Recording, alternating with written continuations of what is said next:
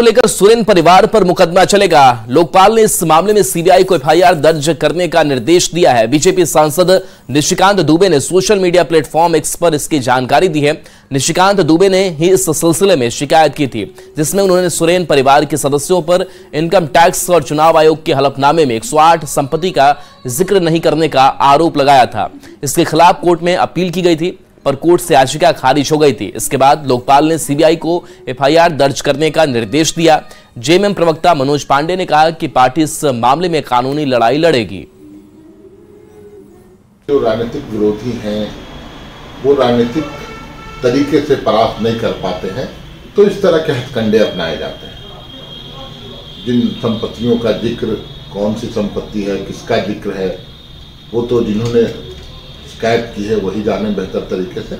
और जो भी संपत्ति का जिक्र है, या जो संपत्ति है, वो सब पब्लिक डोमेन में है। सभी एफिडेविट जो चुनाव के वक्त दिए जाते हैं, उन एफिडेविटों में सारी संपत्तियों का जिक्र होता है। बीजेपी ने लोकपाल की ओर से शिबू सोरेन और उनके परिजन की अवैध अर्जित संपत्ति की सीबीआई जांच के आदेश का स्वागत किया है।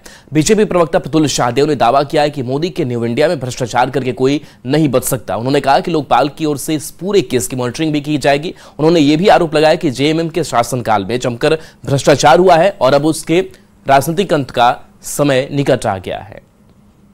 जनता पार्टी लोकपाल के द्वारा शिबू सोरेन और उनके परिजनों के बेनामी संपत्ति के जांच के आदेश का स्वागत करती है और हमारा मानना है कि ये नरेंद्र मोदी जी का न्यू इंडिया है।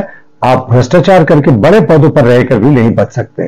तो हमारा मानना है कि अब शिबू सोरेन परिवार ने जो अकूत और अथाह संपत्ति 108 संपत्तियों का हलफनामा जो उन्होंने दिया था, इसके अतिरिक्त भी कई सौ संपत्तियां इनके होने की आशंका है। तो उन सारी संपत्तियों की अब जांच सीबीआई करेगी और झारखंड मुक्ति मोर्चा के लिए ये एक बड़ा झटका है। इन्होंने बड़ा बड़ा भ्रष्टाचार किया था, लेकिन कहते हैं ना, एक दिन अति का अंत होता है और शायद उसी राजनीतिक अंत की ओर अब झामुमो बढ़ रही है।